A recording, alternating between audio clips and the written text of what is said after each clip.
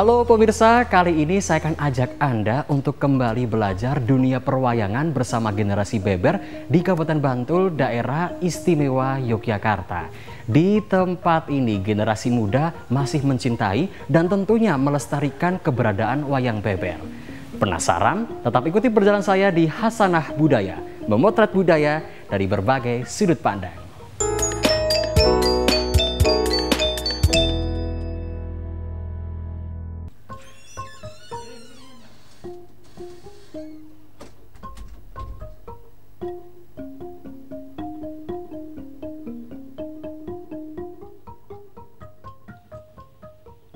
Wayang beber merupakan kesenian paling tua dalam sejarah wayang di Indonesia.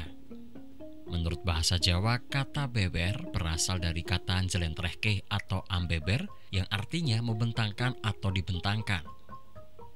Dalam pertunjukannya, wayang ini memang memiliki keunikan tersendiri karena saat dalam melakukan pertunjukan akan membentangkan gulungan kertas atau kain yang bergambar lakon cerita wayang.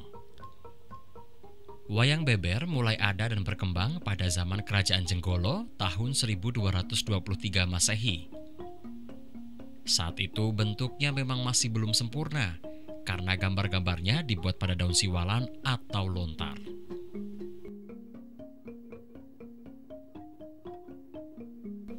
Pada tahun 1244 Masehi, wayang beber awal mulanya menggunakan kertas. Kertas yang berwarna agak kekuningan ini disebut delancang gedok. Gambar yang dihasilkan masih berwarna hitam dan putih. Sedangkan di tahun 1316 Masehi, di setiap ujung gulungan kertas wayang diberikan atau dipasang tongkat kayu panjang yang berfungsi untuk menggulung cerita atau memperlihatkan cerita selanjutnya.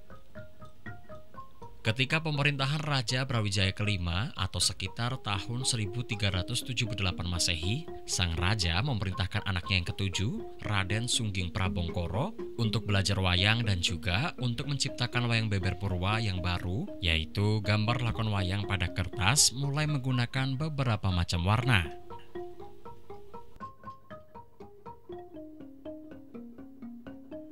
Wayang beber memang berbeda dengan wayang kulit dan wayang-wayang lainnya. Karena bukan suatu pentas bayangan, melainkan suatu pentas gambar. Hingga kini, wayang beber kurang dikenal masyarakat. Makin lama makin menghilang dan termasuk wayang yang langka.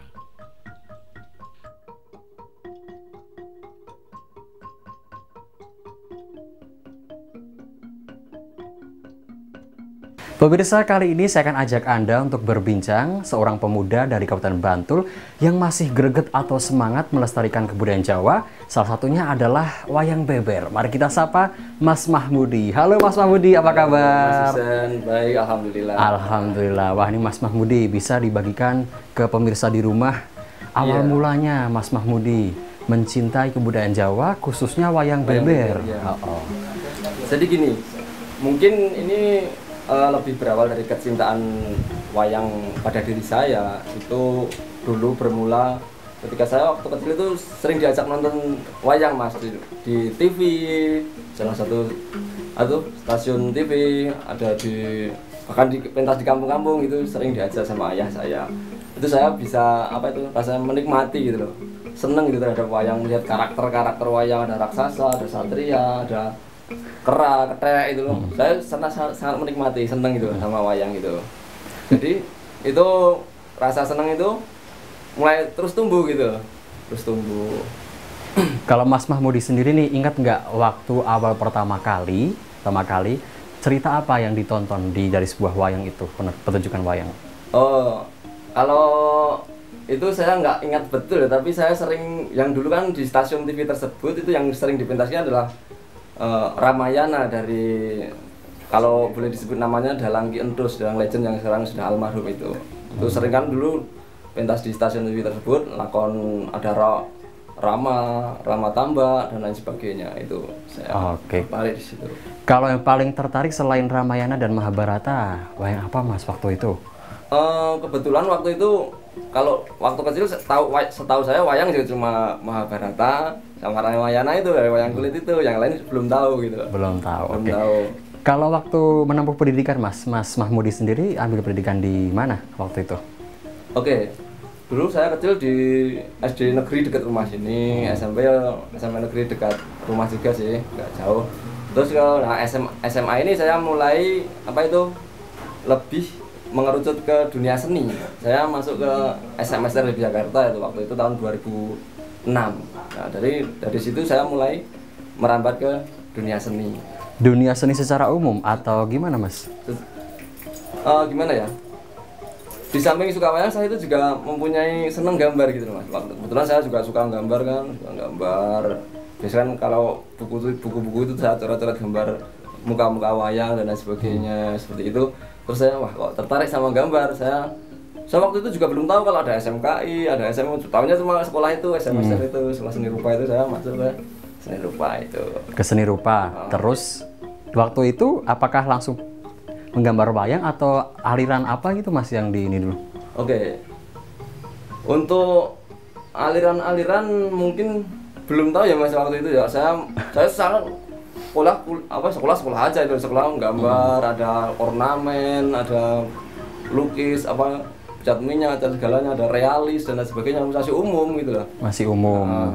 Nah, itu terus mengerucutnya di wayang itu pas di naik kelas 3 itu ada praktek industri gitu. Nah, itu mulai agak serius ke wayang gitu. Gimana ceritanya itu? Bisa dibagikan ke pemirsa di rumah.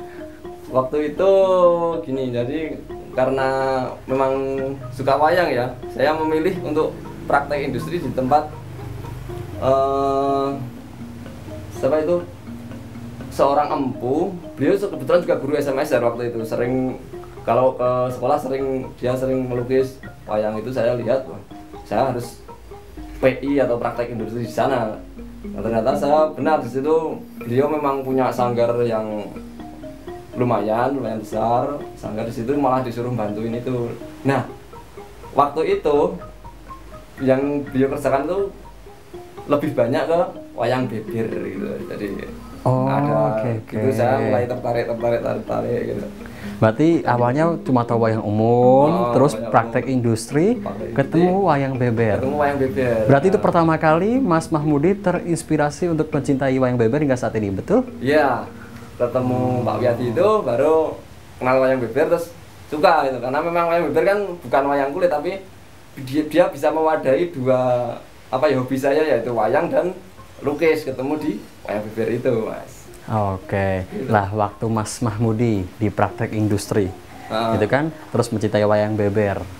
Ketertarikan awal mulanya tuh gimana Mas? Ketertarikan awal mulanya ya karena wayang saya sudah suka ya. Di situ apalagi beliau Pak Wiyadi itu melukis wayangnya itu bagus sekali kan. Saya lihat itu bagus, dengan kerumitannya yang begitu, kedetailannya yang luar biasa, warna-warnanya yang indah. Itu saya mulai tertarik di situ, tertarik, mulai menggeluti itu gitu. Oke. Nah, kalau dari wayang beber sama wayang kulit Mas, tapi Mas Mahmudi pernah nggak nyobain bikin wayang kulit juga? Kalau wayang kulit mungkin saya tetap sebatas lukisan ya, misalnya seperti ini contoh. Ini. Nah, ini kan sebenarnya dia adalah wayang kulit. Nah, mungkin sebatas lukisan. Jadi kalau untuk kayak yang umum tata sungging gitu ya. Enggak. Saya lebih ke lukisan. Untuk nata saja kan belum bisa sampai sekarang. Belum bisa. Belum bisa dan juga tidak mempelajarinya gitu lah. Oke. Kalau lukisan kayak gini, wayangnya juga di ini nggak sih Mas? Tata sungging enggak ya? Enggak, kalau lukisan dia dikerjakan tetap pakai kanvas, terus dilukis pakai cat gitu. Jadi tidak ditata. Kalau ditata kan bolong. Tata sungging itu namanya tata sungging, ditata terus disungging atau dicat gitu. Nah, Mas Mahmudi, wayang kulit itu kan kayak udah ada pakem-pakemnya ya. Nah, ketika diekspresikan melalui lukisan, apakah ada pakem tertentu yang nggak boleh ditinggalkan? Sebenarnya untuk ditinggal itu boleh-boleh saja. Hanya saja kan kalau wayang itu mempunyai ikon-ikon khusus gitu loh. Misalnya kalau mau dirubah bentuknya menjadi, misalnya ini nggak pakai ini, itu boleh. Kemudian rambutnya nggak keriting-keriting itu juga boleh. Tapi ada ikon-ikon yang memang itu khasnya dia. Misalnya Bima pakai kuku, pakai kain yang kotak-kotak atau poleng gitu. Berarti sebenarnya kalau untuk mengekspresikan dengan kreativitas masing-masing boleh ya? Bisa. Mau Bima mau dibikin seperti badan Son Goku itu juga nggak apa-apa. Oke, itu lebih ke inovasi ya? Inovasi. Nah, kalau untuk detail-detail kayak gini, apakah hampir kesulitannya sama dengan wayang kulit, Mas? Untuk lukis sebenarnya semuanya punya estetika masing-masing ya. Jadi saya tidak berani mengatakan ini lebih susah atau wayang kulit lebih susah karena masing-masing punya sendiri gitu loh. Kalau ini susahnya apa ya, lebih ke mungkin ke proporsinya, nanti tidak akan lebih susah gitu loh proporsinya. Kan biasanya kalau lukisan lebih besar, kalau wayang kulit kan beliau apa itu bisa ngemal itu. Ini kan lebih besar membuatnya lebih kecil gitu, menyesuaikan bidang kanvasnya. Nah, kalau lukisan ini bisa diceritakan ke pemirsa di rumah nggak, Mas? Bisa? Bisa. Nah, tapi jangan diceritakan dulu, kita akan kembali setelah pariwara berikut ini.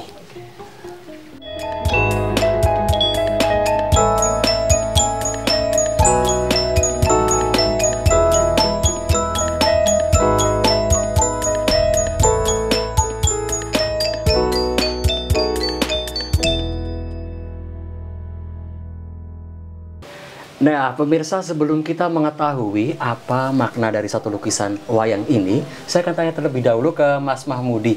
Kalau bedanya wayang beber sama wayang kulit dari visualnya, pertunjukannya, dan lain sebagainya tuh gimana sih, Mas? Oke. Memang wayang kulit sama wayang beber itu beda ya dari segi visual maupun segi pertunjukannya. Mungkin kita mulai dari segi visualnya dulu. Kalau diperhatikan, wayang kulit Purwo ini, katakanlah ini namanya wayang Purwo ya, bukan wayang beber, walaupun ini berupa lukisan. Nah, wayang Purwo ini biasanya memiliki struktur tangan yang lebih panjang. Biasanya ini sampai ke sini. Tapi kalau wayang beber tidak. Untuk perbandingannya bisa dilihat di mana ya? Ini mungkin di belakang ini ya. Nah, ini sama-sama wayang, sama lukisan. Yang ini lukisan wayang Purwo, yang ini lukisan wayang beber. Nah, kita bisa lihat tangannya pendek, itu satu ya, yang ciri yang paling mudah. Yang kedua adalah dari mata, mungkin dari mata. Untuk setiap karakternya dalam wayang beber itu, mata itu dibuat tampak dua itu loh. Wajah kelihatan sepertiga ya, enggak setengah. Kalau wayang kulit kan setengah, samping saja biasanya. Rata-rata tokoh walaupun 1-2 ada yang kelihatan 2 mata. Tapi kalau di wayang beber itu hampir semua itu dikelihatankan sepertiga, jadi matanya kelihatan 2, seperti ini. Bibir juga kelihatan sepertiga. Itu dari segi visualnya. Dari segi visual. Kemudian dari pertunjukannya, cara pertunjukannya gimana? Kalau dari segi pertunjukannya itu jelas beda. Kalau wayang kulit kan itu digerak-gerakkan, wayang kulitnya itu digerakkan, dimainkan itu kan. Dalam wayang beber itu tidak. Boleh bagian ini ya. Nah, ini wayang beber itu pertunjukannya hanya dibentangkan dan digulungkan per adegan. Oh, gimana tuh? Bisa dipraktekkan, Mas? Coba sedikit ya. Sedikit aja. Ini jadi kalau wayang kulit kan tadi dimainkan. Nah, ini cuma dibentang dan diceritakan. Nah, dari adegan per adegan gini. Tolong Mas, bantu Mas. Seperti ini. Kalau saya pas pentas itu biasanya saya pakai debok, saya tancapkan itu. Debok itu batang pisang. Batang pisang. Tancapkan gitu. Boleh juga pakai alat, terserah apa tuh untuk menancapkannya ini. Nah, ini katakanlah sekuen 1 diceritakan dulu, setelah nanti selesai menceritakannya, terus bagian kedua ini digulung, terus menceritakan yang kedua gitu. Ini digulung. Sini gulung gini ya? Digulung. Ini katakanlah ini sudah selesai menceritakannya ya. Terus itu digulung sampai ini habis, sampai 1 adegan habis, terus ganti adegan berikutnya seperti itu. Gitu. Itu wayang beber. Karena wayang beber kan tadi jelas dimainkan kan wayangnya. Jelas. Nah, kalau wayang beber yang di lukisan seperti ini ya? Iya, wayang beber di lukisan itu hanya potongan-potongan fragmen aja, Mas. Kalau saya membuatnya hanya potongan-potongan fragmen, tidak alur ceritanya tidak utuh gitu loh, hanya potongan aja. Nah, ini karena saya sudah janji dengan pemirsa di rumah nih. Ini kan saya tadi udah janji untuk menceritakan ini. Ini ceritanya gimana nih, Mas? Dari wayang ini. Ini padahal cerita dari bagian dari potongan dari Mahabharata. Ini kisah yang hanya di Jawa, kalau di India nggak ada ini. Ini adalah cerita Dewa Ruci, kisah perjalanan spiritual sang Bimasena ketika dia mencari Tirta Suci itu di tengah lautan. Dia di tengah lautan terus bertemu Dewa Ruci yang memberi petuah-petuah hidup, filosofi hidup.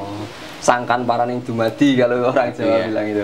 Nah, kalau orang awam nih atau generasi muda saat ini ya, orang awam atau generasi muda saat ini untuk memahami khususnya ya, gambar seperti ini meskipun ada judul kadang kita nggak ngerti, Mas. Itu gimana cara mudahnya untuk memahami satu lukisan ini? Memang tidak mudah ya, Mas, untuk memaksa orang paham dengan apa yang kita maksudkan. Apalagi wayang zaman sekarang kan anak-anak muda nggak begitu tahu ya. Iya, betul. Nggak begitu tahu apa tentang wayang. Tapi setidaknya kalau dikemas seperti ini bisa atau menyajikan sesuatu yang baru. Kalaupun tidak tahu ceritanya bisa menikmati lukisannya gitu. Kalau tidak tahu itu bisa menikmati karakternya yang dibikin seperti apa gitu. Untuk memahami ceritanya memang susah, Mas. Memang kalau nggak punya bekal itu nggak susah. Mungkin harus browsing juga ya, Mas. Iya, browsing gitu ya. Ini hanya menampilkan visualnya saja seperti itu. Kalau penikmatnya awam loh ya, hanya menampilkan visualnya saja. Bagaimana saya membuat kedetailan busana itu kan menjadi sesuatu yang menarik juga. Atau bagaimana saya membuat karakternya seperti ini kan itu menjadi sisi yang mungkin bagi yang awam menarik. Api ya. Bahkan orang yang nggak tahu kan bisa bilang, Bu, api gitu ya kan? Iya. Seperti itu misalnya. Padahal sebenarnya satu gambar itu kan ada makna atah filosofinya kan, ada Mas, yang disampaikan, ada yang ingin disampaikan itu melalui itu. Itu yang dari gambar ini ya. Kalau saya boleh nggak, Mas Mahmudi misalnya menceritakan sekilas dengan wayang beber? Boleh nggak salah boleh, satu aja? Boleh. Terus Mas yang mana? Yang mana ya? Contohnya seperti apa? Saya tuh penasaran sebenarnya kalau. Oke, bahasa apa ini? Bahasa Indonesia aja Bahasa boleh, Indonesia bahasa ya? Jawa. Kalau bahasa Jawa mungkin bahasa Indonesia aja ya, Mas ya. Coba yang wayang beber yang satunya ya, saya ambilkan yang satu, saya ambilkan di sini. Oke. Ini kan, nah ini wayang beber. Kalau ini orisinil buatan saya. Kalau ini saya merupakan repro atau apa namanya, reproduksi itu loh. Bikin ulang. Dibikin ulang. Kalau ini orisinil buatan saya. Jadi saya akan menceritakan yang ini saja ya. Ini gambarnya dulu tak buat waktu tugas akhir sekolah ini. Waktu kuliah bukan sekolah. Gini bisa, Mas? Bisa. Oke. Nah, misalnya ini. Nah, seperti ini. Ini adalah sebuah kerajaan Majapahit, ya loh. Ketika itu yang jadi raja adalah Ratu Kencana Wungu, Raja Putri. Pernah dengar ya? Ya, pernah dengar. Nah, ini adalah kisah Damar Wulan. Jadi ketika itu kan ada huru-hara itu loh, Minak Jinggo itu loh. Iya. Nah, ini ada Patih Logender, ini saya visualkan bentuknya seperti ini, terus ada Adipati, siapa ya? Adipati Minak Kuncar namanya. Nah, itu ada tokoh Damar Wulan. Nah, saya buat seperti ini dengan setting yang sederhana. Karena apa ya? Karena dalam wayang beber itu memang tidak seperti wayang kulit yang rumit ya. Kalau dilihat tata sunggingnya rumit, kalau ini lebih sederhana. Lebih sederhana supaya mudah dipahami.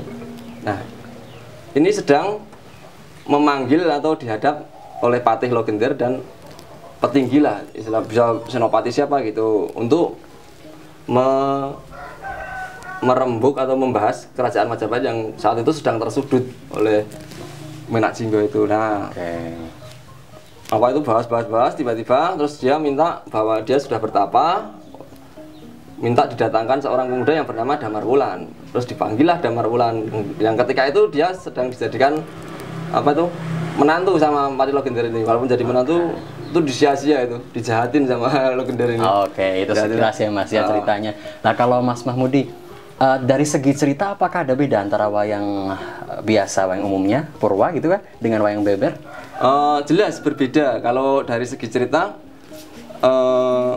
kalau wayang beber itu biasanya merupakan cerita-cerita rakyat, bisa cerita Panji dan cerita-cerita lainnya. Tapi rata-rata yang peninggalan yang ada saat ini, yang konon dari Lampau yang berada di Pacitan dan di Gunung Kidul Wonosari, itu wayang beber bercerita Panji. Nah, ini Mas Mahmudi, kalau soal wayang beber ini kan ceritanya cerita rakyat, tentunya ada pesan moral. Nah, saya pengen banget Mas Mahmudi menceritakan pesan moral dari salah satu yang ditampilkan ini. Namun jangan diceritakan terlebih dahulu, kita akan kembali setelah pariwara berikut ini. Tetap di Hasanah Budaya, memotret budaya dari berbagai sudut pandang.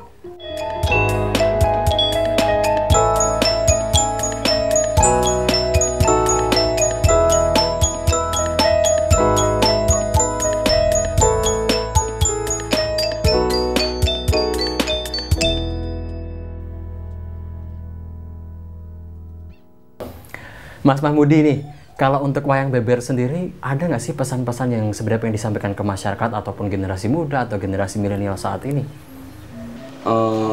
Gini Mas, jadi hampir semua seni-seni tradisi itu pasti memiliki nilai apa itu, pesan-pesan moral gitu ya. Dalam wayang beber pun juga sama, wayang kulit, wayang beber sama juga. Nanti ada di situ ada unggah-ungguh, ada toto kromo, siapa yang salah dia nanti mendapatkan karmanya, dia berbuat seperti itu pasti mendapatkan hukumannya gitu. Sama aja sebenarnya sama wayang kulit, itu ada nilai-nilai apa itu, kebaikan-kebaikan yang disampaikan di situ. Oke, terus pesan Mas Mahmudi ini untuk pemirsa di rumah, khususnya generasi muda saat ini, pesannya apa aja? Untuk generasi muda, seandainya misalnya kalian tidak mencintai apa itu, tidak bisa pure cinta ke wayang beber pun tidak apa-apa, yang penting kita bisa mengenal kasanah-kasanah budaya kita yang kian banyaknya, varian-varian budaya yang kian banyaknya, itu sudah bagus gitu.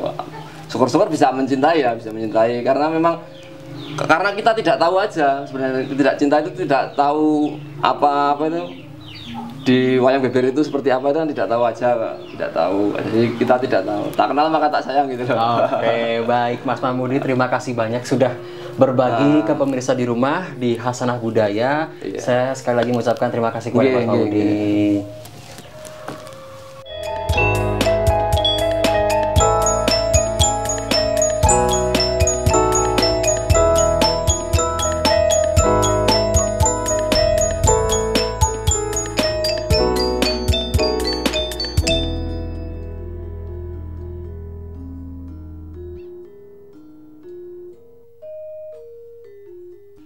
Pada zaman kerajaan Majapahit, wayang beber menjadi sarana untuk upacara menolak bala atau upacara ruatan. Fungsi ini tetap berjalan sampai zaman Raja-Raja Jawa Islam, hanya saja wayang beber tidak lagi dipergunakan untuk upacara ruatan, tetapi digunakan untuk media dakwah. Sedangkan untuk upacara ruatan mulai menggunakan wayang kulit. Nyoba boleh kok? Gak apa-apa Mas. Nggak apa-apa, pas rambut-rambutnya. Mana sih rambut-rambutnya? Ya, ini misalnya. Seiring dengan berkembangnya zaman, kini wayang beber tidak lagi menjadi sarana ritual tertentu, namun lebih kepada hiburan yang mengandung tuntunan. Karena sama seperti wayang pada umumnya, pertunjukan tradisional ini tentulah membawa pesan moral yang hingga saat ini masih sangat relevan untuk dijadikan bahan renungan dan teladan. Siapa lagi akan peduli melestarikan kalau bukan kita?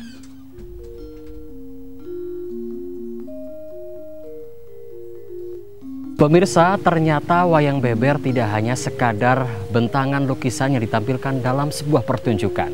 Tetapi, wayang beber memiliki sejumlah nilai-nilai filosofi kehidupan yang dapat dijadikan tuntunan dan juga pembelajaran. Untuk itu, kita sebagai generasi muda sudah sepantasnya untuk ikut andil dalam melestarikan kebudayaan. Akhirnya, saya Husein Joyonegoro pamit undur diri. Hasanah Budaya, memotret budaya dari berbagai sudut pandang.